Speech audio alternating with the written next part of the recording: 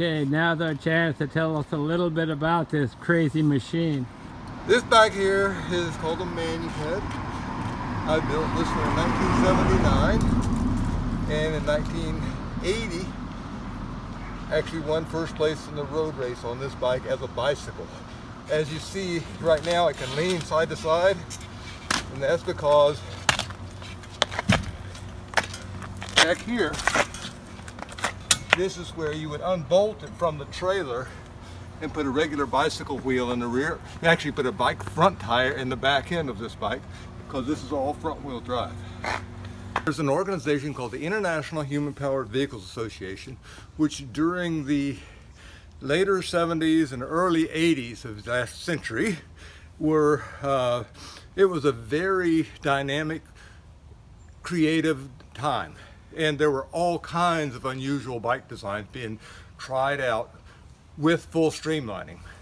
And this design as a bicycle allows for a streamlining attachment that's a much more stable and safe alternative to the regular bicycle. And so it has a lot of advantages once you start going into a fully streamlined bike.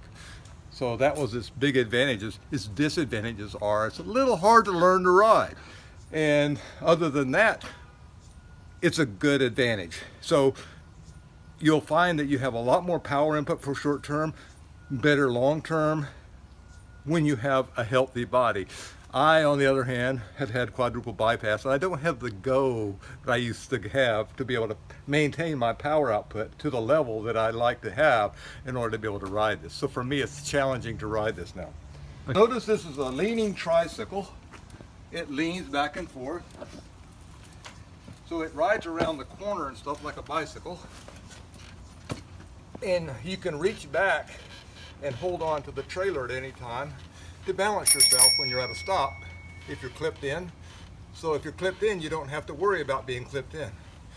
On this one, it starts off by pushing with your hands and feet, and then you're off.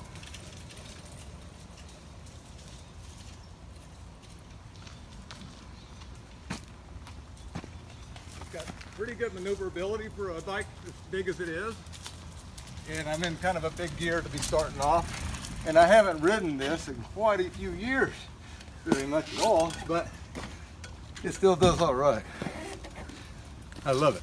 It's the International Human Powered Speed Championship, and the different events are a top speed sprint that allows for as long of an acceleration as you ever want, with a time slot of 200 meters, that your average speed through that 200 meter time slot is your speed that's recorded. And then the next event is the 1 hour time trial on a big oval track, so that all wind is pretty much negated because you're on an oval track. And the race takes 1 hour, and you see how many miles you can go in an hour. And then they have the final event, which is called the road race, which has the long straightaway of that same oval, but then it has a curvy inner track for the final, or the other half of your race is on the curvy section. It's the curvy section that puts the other type of vehicles that were good in the top speed sprint and the 1 hour record attempts out of competition generally, because they can't handle the curves and the acceleration deceleration required for that. This bike performed very well in those circumstances, and that is why I won that 2 years in a row, 1979 and 1980.